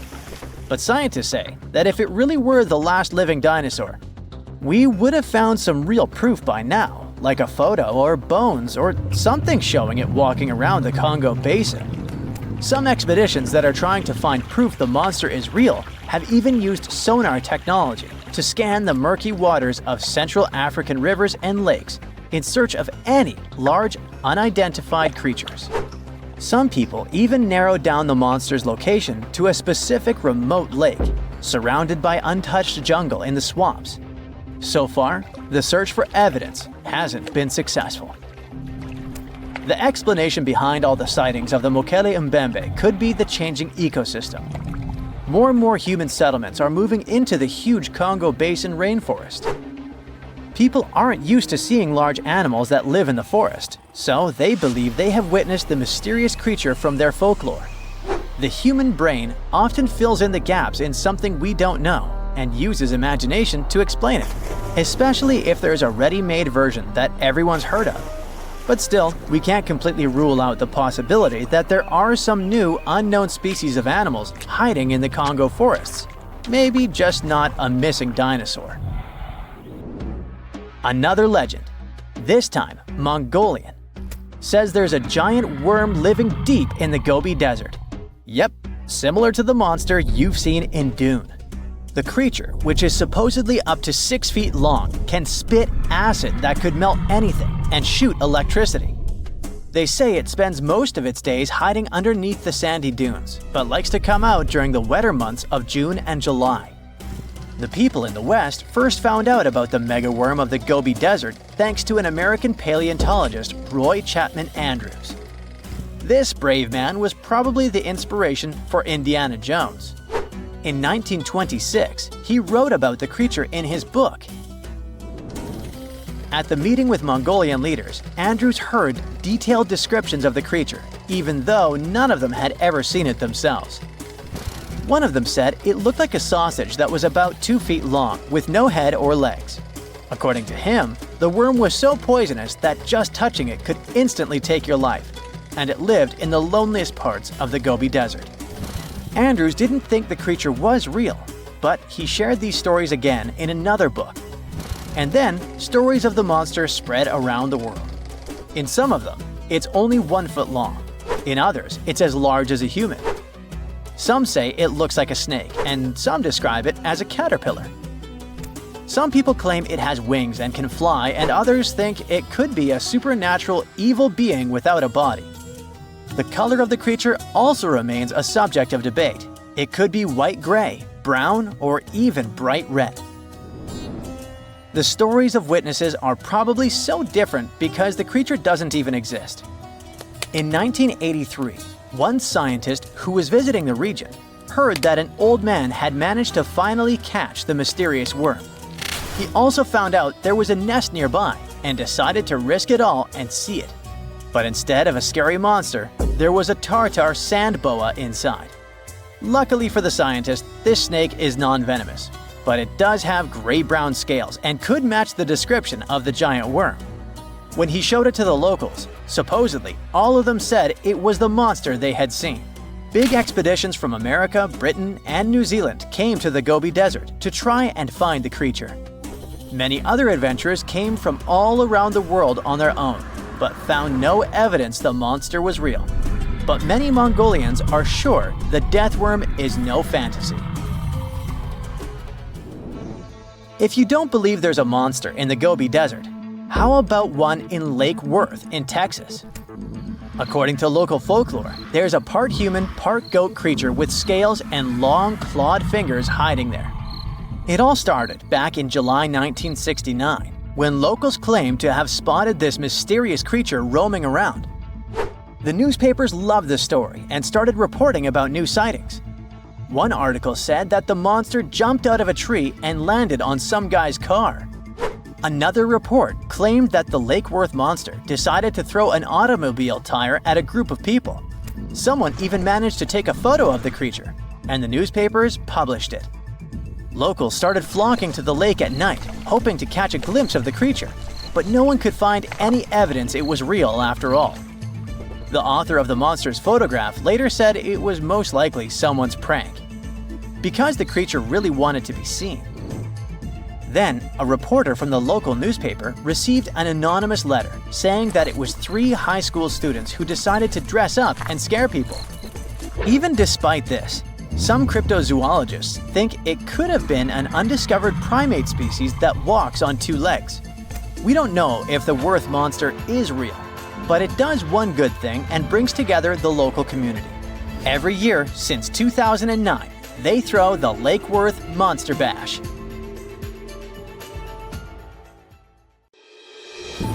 Guam is not like any other island. It should be, from the looks of it, a peaceful green paradise in the vast blue of the Pacific. But something happened here that changed this place forever. Guam was invaded by awful little creatures, millions of them. Ecologists can't catch a break in this place. One time they had a cool island get-together. People roasted a whole pig over a fire, laughing and talking. But when everyone stepped away for just a moment, something else decided to crash the party. When they returned, they saw it, a thick snake wrapped around the roast pig. Its eyes shimmered under the fading firelight, scales reflecting the embers. It was eating, swallowing the chunks of pork whole. A brown tree snake. This creature wasn't supposed to be here in the first place. It's an invasive species. It crept onto a cargo ship back in the 1940s, and in the years that followed, it couldn't stop bothering the island's true inhabitants, the birds. Guam was once a paradise of chirping, singing life. Its forests were home to 12 species of birds, so the air was always filled with beautiful whistles and calls. That is, until the snakes came. They slithered through the trees, finding nests, devouring eggs, and wiping out entire generations before they could even hatch. And in just 40 years, the jungle fell silent. Out of the 12 bird species, 10 are completely extinct. The last 2 are barely clinging on. The Guam kingfisher is a funny bird with a cute long beak. It was only saved by a last-minute effort to capture a few survivors. It went extinct in the wild, but ecologists managed to keep them in zoos for decades. And thankfully, there is great news. This year, things have improved for these guys, and now scientists released a handful of them in the jungles about 3,600 miles away. Another barely saved species is a Guam rail, also called coco by the locals. The poor thing can't even fly, a ground bird completely defenseless. Thankfully, people relocated these guys on other islands and helped them make it. But the true horror of the brown tree snake wasn't just its hunger, it was its stubbornness. Now, most predators only eat what they need, but brown tree snakes, they stop at nothing. These guys have zero chill. They'll go for animals that are too big for them to swallow. They'll try to eat random stuff like trash. And if they realize that they literally took a bigger chunk than they could bite, they'll just leave the leftovers to rot. It's horrifying. When researchers were trying to understand why the birds were disappearing suddenly, they gave them tiny radio transmitters to track their movements. But every time scientists went to check on tagged birds, they kept finding the tracking signals inside the snakes, or in bodies left by the snakes. Oh, and now these snakes have nothing to eat. Millions of them. You'd think they'd just give up, but nope, they decided to change their diet. Rats, lizards, garbage, each other. Yep, these guys aren't picky. What's even crazier is that it was just the beginning. Birds aren't just there to sing pretty songs. They eat things like bugs and help keep nature in balance. And when they disappear, you can tell because something starts taking their place. Spiders. Guam's spider population absolutely exploded. The place is drowning in silky webs and creepy little legs. Especially the banana spiders. Giant golden-bellied creatures that build sprawling webs bigger than anything seen on other islands. Or the huntsman spiders, the size of a human hand. Like the name hints, they chase their prey down the island, skittering across the jungle floor, and use fangs to inject venom quickly. Tiny argyle road spiders are also lurking among them. These are sneaky little thieves that steal food from their much bigger neighbors. Sometimes they even eat those neighbors. And finally, the tent web spiders, whose webs are like entire cities. They create a single mass of silk where dozens, sometimes hundreds of spiders live together. Some ecologists call them condo webs, like some multi-level apartment complexes. These condo webs stretch from the ground all the way up to the jungle canopy, so the forest starts looking like a Halloween party. You can wrap into these things like a mummy. It became so common that hikers started carrying spider sticks, long branches used to sweep away the webs before they got caught in their faces and clothes. Recently, in 2012, they finally decided to count all these guys. Well, you'd never guess it. From 500 to 730 million eight-legged creatures in the jungle. The island has 40 times more of them than other places nearby, like islands of Rota, Tinian, and Saipan combined. And that's a low estimate, because some webs are not within an arm's reach. And these guys keep evolving too. The banana spiders usually weave something called a stabilimentum. It's a zigzag pattern of thick white silk woven through the web. Though scientists aren't entirely sure why they do it. Maybe it strengthens the web or makes them look bigger or scarier. The strongest theory is that it warns birds. The bright, thick pattern tells them not to fly around here because they'll ruin everything. Oh, but on Guam, you don't have to worry about the birds at all. So now they stop decorating their webs entirely. The worst part is that no one really knows how to fix this. To protect one of the species called the Micronesian starling, ecologists built nest boxes, safe enclosed spaces where the birds could raise their chicks. To make sure snakes couldn't reach them, they installed smooth metal poles beneath called baffles. The idea was simple. The poles were too wide, too slippery. The snakes wouldn't be able to climb them. Well, that was the hope. These brown tree snakes decided to lasso the poles instead of climbing them. One snake, thin as a rope, wrapped itself completely around the metal cylinder, coiling into a loop. Then it began shimmying up the pole. Scientists only discovered this in 2021. They've never seen a snake pull this one before. They literally refuse to leave the birds alone. Humans have tried everything: trapping them, building barriers, scouring the forest with flashlights at night, setting up fences. But nothing has worked, so far. There are just way too many of those guys, and they're all too smart. Now, just so you know, the U.S. spends nearly $4 million every year trying to control this disaster. But the only real success is a single tiny patch of land at Andersen Air Force Base. Scientists managed to drive down the snake population there using bait. But the truth is slowly sinking in. The snakes aren't leaving. Humans can send rockets to space, but this is too much. That also means that Guam Island will start looking entirely different soon. Guam's forests always felt mysterious and kinda creepy, even without the invaders. There's no soil, no soft place to step. Instead, it's all jagged, broken limestone. Everything is full of razor-sharp rock left behind by an ancient coral reef. It was being pushed up over millions of years. Trees force their roots into the cracks. Everything is packed with twisting and curling plants. Breadfruit trees, prehistoric-looking cycads, spiky pandanus trees. And just as a cherry on top, a typhoon comes ripping through every few years, tearing it all apart. Luckily, plants usually grow back fiercely. Now, walking there is insane. It feels like walking in the sea, though instead of balancing on waves, you're trying not to trip and gash your shins open on the sharp rocks beneath you. You have to think through every step. But now, things are going to get so much worse. 70% of Guam's trees relied on birds to carry their seeds, spreading them far and wide. So, without the help of birds, the trees drop their fruit directly to the ground, where it sits and rots. So nothing grows. Well, perhaps the invaders' rule over Guam may last forever, and soon this place won't be friendly to tourists at all.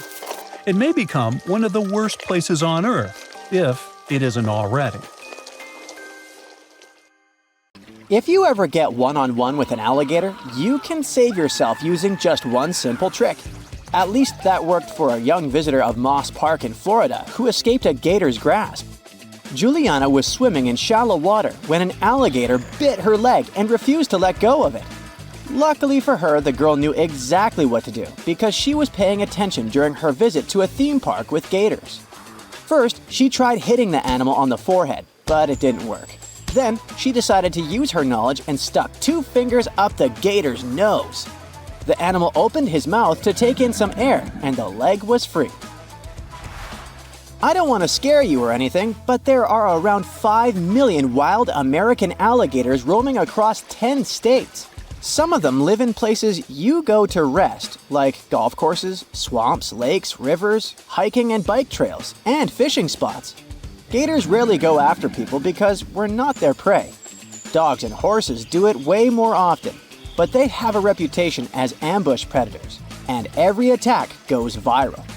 The best you can do to survive a rare gator attack is to avoid it. Keep an eye out for a few signs that gators might be somewhere nearby. They love catching some rays, so if you spot some logs or banks where the sun's hitting just right, there might be a gator chilling there. Sometimes they're sneaky about it, with just their eyes and snouts poking out of the water while they soak up the sunshine. And when they decide to dip back into the water, they slide in without a single splash. Sneaky gators. During mating season, which starts around April and goes through June, they get pretty vocal. So if you hear some loud bellows echoing through the swamp, chances are it's a flirting gator. If you stumble upon what looks like a pile of vegetation on dry land near water, keep your distance. That's likely a gator nest. And trust me, you don't want to mess with Mama Gator when she's protecting her little ones. Their tracks resemble those of lizards or dinosaurs. So if you see something like that, it's probably time to escape to safety. People are usually the ones who provoke these toothy reptiles, not the other way around. You can do it if you get too close to snap the best photo or decide to touch its tail out of curiosity. Feeding them is also a bad idea, because they quickly learn that humans mean free snacks. If you come face to face with a gator, try to stay cool and respect their turf. If you're kayaking and spot a gator chilling in the water, Just give it some space and paddle on by. And whatever you do, don't go slapping the water with your paddles so as not to scare and provoke them. If they still start swimming towards you, don't panic. Just calmly paddle away or show them you're not interested. If nothing works and the gator's trying to drag you under, aim for the sensitive spots. Crocs and gators are famous for their tough hides and armored bodies, but it turns out they have little pigmented spots scattered all over their skin. They're packed with touch sensors, making them super sensitive to pressure and vibrations. Even more sensitive than our fingertips, believe it or not. Scientists have several ideas about what these spots are for. Some think they might be little cleaning stations, secreting oils to keep the critters fresh. Others suggested they could detect electric or magnetic fields, or even sense changes in water salinity. But the latest study suggests they're mainly honed in on feeling pressure and vibes. They respond to everything from gentle ripples in the water to barely there pressures. Try poking them in the eye, hitting them in the top part of the skull or the side of the jaw. Or maybe just give them a good 1-2. If you're in the water, the main danger is drowning, not the bite. Get to land as soon as possible. Humans are way better on solid ground than gators are. But don't let your guard down once you're out of the water. A gator can punch you with its tail or the skull. But the good news is that alligators aren't known for their marathon running skills. It's pretty rare for them to chase humans on dry land, and even if they do, they're not winning any races. They top out at around 9.5 miles per hour, and they can't keep up that pace for long. So you have a good chance to run away, and you shouldn't do it in zigzags like the popular myth says. It'll just slow you down. They are way more efficient in the water, swimming at a speed of up to 20 miles per hour.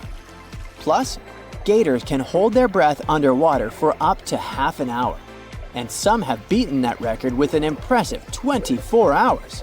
They have adapted to slow their heart rates to 2 to 3 beats per minute. This way, they consume the oxygen in their lungs super slowly.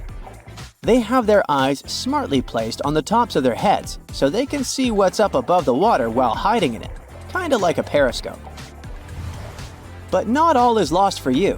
If you can sneak up behind the gator without setting off its attack mode, you can clamp its jaws shut with some pressure. Even though their bite is no joke, they struggle to open their mouths when you're holding them tight. You can even flip that bad boy onto its back and send it into a chill mode. Try jamming something into the back of a gator's mouth. It should cause a gag reflex. If you can't pull any of these tricks, try making as much noise as you can. You might scare away the gator, and you'll let other people nearby know you are in trouble, so they can call 911 for help. If someone wants to save you, they have more chances of doing it on the ground, so they should never jump in the water to rescue you. All this works for alligators, but might not work for crocodiles. The first way to tell the difference between them is to check out their snouts. Gators have short, stubby ones with rounded ends, like a wide U shape. Crocs sport longer, skinnier snouts that taper into a point, more like a sharp V shape. Take a peek at their teeth. When gators close their mouth, you'll see their top teeth sticking out, mostly downward. Crocodile teeth are more evenly matched, with some pointing up and some down. Gators are freshwater fans, so they live in ponds, swamps, and lakes.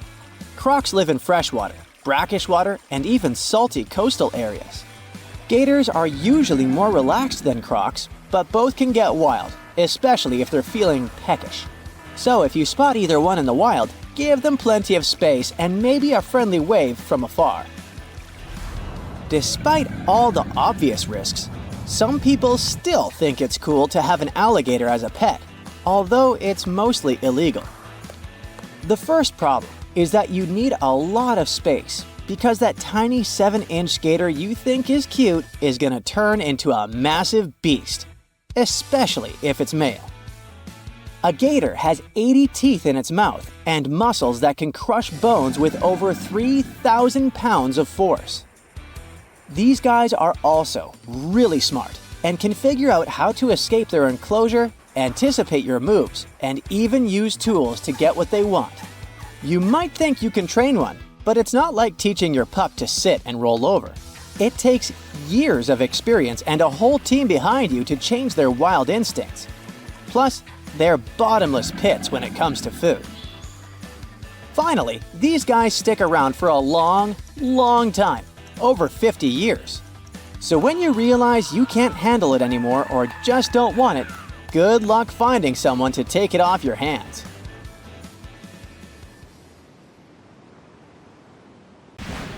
Now, you can't find living dinosaurs nowadays, which is a good thing, mostly, but you can still meet some creatures that might have gone to lunch with them. The frilled shark, for example, is a living fossil that comes from a family of sharks that have been around for about 80 million years. One of the coolest things about it is its long, eel-like body that can grow as long as 6 feet. It has 6 pairs of gills on its throat, which help the frilled shark breathe in the deep, cold ocean where there isn't much oxygen. The shark can move very quickly, like a snake, to catch its prey when it least expects it. Little frilled sharks take an exceptionally long time to grow, up to 3.5 years, which is one of the longest times for any animal with a backbone.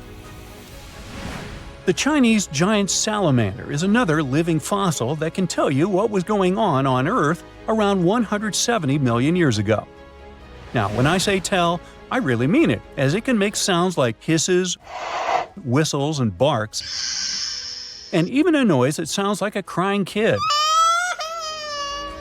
The biggest Chinese salamander found so far weighed 130 pounds, as heavy as 2 Dalmatians, and was almost 6 feet long. Giant salamanders like to be alone. Hey, I want to be alone. And will chase away other salamanders from their space, except when it's time to start a family. During the day, they hide and sleep under rocks. They can make a special substance from their skin that keeps predators away. Now, gharials are reptiles that have been around for about 38 million years. They live in India and Nepal in slow-moving, muddy rivers. Sadly, there are very few gharials left in the wild, less than 100. These creatures can't control their body temperature, so they need to sunbathe to get warm or cool down in the water if they get too hot. Their eyes are close together and face forward, which helps them see in 3 dimensions and judge distances more accurately. Gharials also have a transparent third eyelid that protects their eyes when they're underwater. They have over 100 sharp teeth, but they can't chew their food. Instead, they use their strong jaws to grab prey and then, swallow it whole. The alligator gar is a fish that has a family history of more than 100 million years. It still has some cool features from ancient times, like being able to breathe both air and water. It also has a special spiral-shaped intestine, like a shark. The alligator gar is one of the biggest and heaviest fish in North America. Just like an alligator, it has a long body and snout, plus a row of sharp teeth. But instead of legs, the gar has fins to help it swim underwater. The tuatara isn't a lizard as you might think, and isn't a dinosaur either. This New Zealand resident is one of the most unique animals in the world. Scientists love studying tuataras because they can help us understand how today's lizards and snakes evolved. One of the coolest things about the tuatara is its third eye, called a parietal eye, on its head. It has its own lens, retina, and a nerve that connects it to the brain. Scientists think it might help the tuatara know when it's light or dark outside and absorb sunlight to make vitamin D or help them keep their body temperature exactly right. Tuataras can live an extraordinarily long time, up to 100 years. Cassowaries are the youngsters on our list, as they've been around for only 60 million years. They have some things in common with dinosaurs, like their 3-toed feet and how they breathe. Cassowaries love to eat fruit, lots and lots of fruit. This love of fruit helps the rainforest because when cassowaries eat the fruit, their bodies don't harm the seeds inside. As they move around the forest, they spread these seeds, you can guess how, with their own natural fertilizer, helping new plants grow. Cassowaries are big birds, about 6 feet tall and weigh over 100 pounds. they have a special claw on each foot that is 5 inches long, and they can use it to kick real fast. If they feel threatened, they can charge, kick, and even jump on someone. They can also leap up to 5 feet in the air. So, the best thing to do is stay far, far away from where they live. The order Notostraca is a group of crustaceans that you may know as tadpole shrimp or shield shrimps. These animals have been around for about 360 million years. They have a wide, flat shell that covers their head, and they have a pair of eyes on top. These creatures can be found all over the world in different kinds of water, like freshwater, brackish water, and even salty pools. They can also look different depending on where they live. Notostracans aren't picky eaters and can snack on pretty much anything, from plants to small animals and other shrimps. Some of them are considered pests in places like California rice paddies because they stir up the mud, which blocks sunlight from reaching the young rice plants. Sturgeons are some of the largest fish species on the planet. They live only in the cool waters of the northern hemisphere and never travel below the equator. Even though they are huge, sturgeons don't have teeth. They eat by sucking food off the bottom of rivers, gulfs, lakes, and oceans. Scientists believe that sturgeons came from a group of fish that first appeared around 419 million years ago, long before dinosaurs even existed. Their ancestors survived a big extinction event that wiped out 90% of all species and went on to become the largest fish in many rivers in North America and Eurasia. Sturgeons can live up to 100 years old or even older. Female sturgeons can lay up to 3 million eggs at a time, but not all of the eggs eventually turn into real fish. Our next hero, the Pacific lamprey, has successfully lived through at least 4 mass extinctions. Its ancient ancestors evolved over 450 million years ago. These creatures have cartilage instead of bones and a third eye, which is a special light-sensing organ on top of their heads. Instead of a regular jaw, they have a mouth surrounded by teeth. They latch onto prey and sup up body fluids like real underwater vampires. And although he wasn't living underwater, the story goes that King Henry I of England might have lost his life because of a lamprey. The English monarch loved this fish so much that he defied doctors' orders to stop eating its flesh. He got sick every time he'd have it, but the lack of bones and the unusual taste made the royal fall in love with it. As a result, he got some scary symptoms from eating lamprey and eventually passed away. Can you say clueless? The elephant fish, also called the Australian ghost shark, has been on Earth for around 400 million years. Even though they're related to sharks, they aren't actually sharks. Instead of bones, their bodies are made entirely of cartilage. These fish have a special shiny tissue in their eyes that can make their eyes look like they change color from yellow to green. Elephant fish can be pretty tough and will fight back if they feel threatened. They like to be alone and usually don't hang out with other fish. Horseshoe crabs also deserve the title of survival champs, as they've been around even before dinosaurs, since 450 million years ago. 4 species are still roaming the ocean from Maine all the way to Mexico. Horseshoe crabs are more like spiders than ticks than they are like real crabs. They have 9 eyes, plus extra light sensors near their tails so they can see really well. They breathe underwater using flap-like gills near their belly, and sometimes they use these gills to swim upside down. Every spring, when the tide is high, these creatures come up to the beach at night to mate and lay their eggs, and you can see hundreds of thousands of them.